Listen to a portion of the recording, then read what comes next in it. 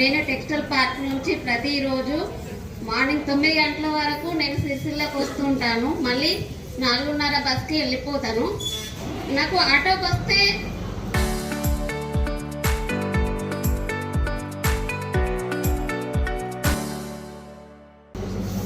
రూపాయలు అవుతాయి. వాటితోటి నేను నిత్యావసర సరుకులు తీసుకొని వెళ్ళిపోతాను. ఈ అవకాశం ఇచ్చిన రేవంత్ రెడ్డి అన్నకు చాలా కృతజ్ఞతలు. అందరికీ కూడా శుభాకాంక్షలు. ఎందుకంటే ఆర్థికంగా మహిళలు ముందుకు రావాలంటే చిన్న చిన్న ఖర్చులు చాలా ఉంటాయి. ఇవి మనకు తెలియకుండానే చాలామంది స్టూడెంట్స్ కానివ్వండి, వికలాంగులు, ఇప్పుడు నేను కూడా ఒక వికలాంగురాలు, నాకు ఒక కన్ను కనిపించదు.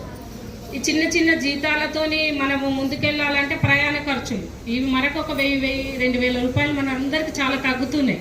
మహిళలు ఆర్థికంగా ఎదగడానికి ఇది ఒక మంచి అవకాశం ప్రభుత్వం కల్పించారు. మేము కూడా మా ఏరియాలో పిండి వంటలు పెట్టినాం. ఎక్కువ మట్టుకు మనకు వాళ్ళు ఏం చేస్తుంటారంటే ఫోన్లు చేసి మాకు తీసుకొచ్చి ఇవ్వండి అమ్మ అంటారు. అప్పుడు మేము ఏం చేస్తున్నామంటే ఫ్రీగా వెళ్ళడం వల్ల మాకు ఎంతో ఉపయోగపడుతుంది. ఒక 5-6 మహిళలము ఆర్థికంగా కొంచెం ఎదగడానికి ఫ్రీ బస్సు వల్ల మేము అందుబాటులో తొందరగా ఇవ్వడం జరుగుతుంది. మహిళా సంఘాలలో ఉండి ఎంతో ఎదుగుతున్నాం. మనం ఆర్థికంగా, సామాజికంగా, రాజకీయంగా ఎదగాలంటే మనకు పొదుపు సంఘాలంటే డబ్బులను ఏ విధంగా పొదుపు చేయాలన్నది మెయిన్.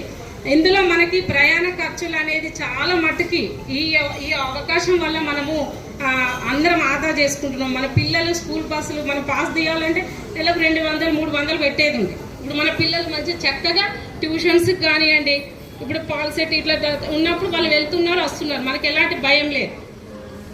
కొంచెం వరకు ఇచ్చేసి ఈ చక్కటి అవకాశం మనకు ప్రభుత్వం కల్పించింది.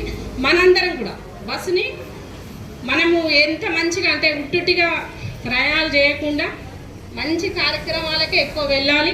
అందరం కూడా ప్రభుత్వానికి తోడుండి చూసుకోవాలి. ఈ అవకాశం ఇచ్చిన పెద్దలందరికీ కూడా